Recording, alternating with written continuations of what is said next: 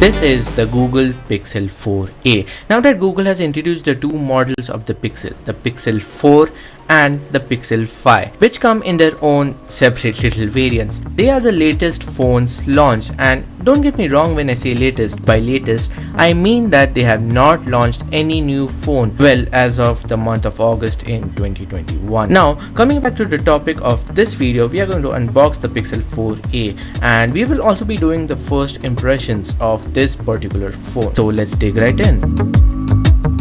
Right after opening the box, we get the Pixel 4a. It is very smooth to touch, and this, to be honest, looks very nice with that soft design. But for now, we can keep this aside. Here's the paperwork with the SIM ejector and the instructions. And here we have the USB Type-C to USB Type-C cable. We have the 18-watt fast charging brick. And they have also provided us with the data transfer connector, which is so nice of Google to provide, since if they wouldn't have provided it, we would have to buy a separate connecting cable to transfer all the data from our old phone to the new one.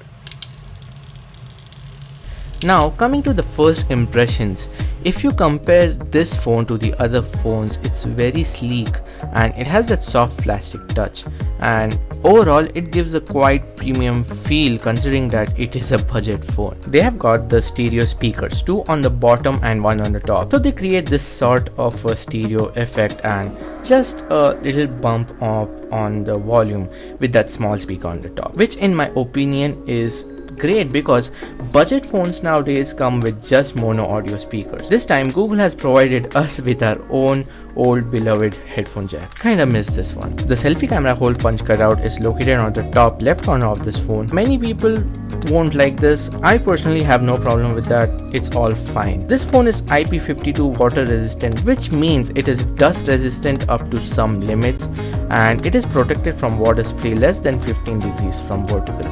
I personally wouldn't recommend you to go out experimenting about this more in the shower or swimming pools. So coming back to the topic, to the specs of this phone, it comes only in one variant, which is the 6GB RAM with 128GB storage, which is totally fine, and it also has an amazing battery of 3140 mAh, which is kinda more than the latest iPhone 12.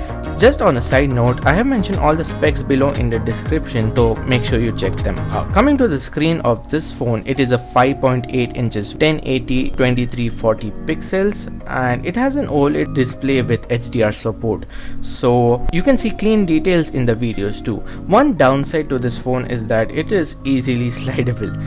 If you keep it on any inclined surface, it easily slides down, so I would recommend you to buy a case for this phone. So I will be speaking more about this phone in my next video, which is the full review. Thank you so much guys for watching this video.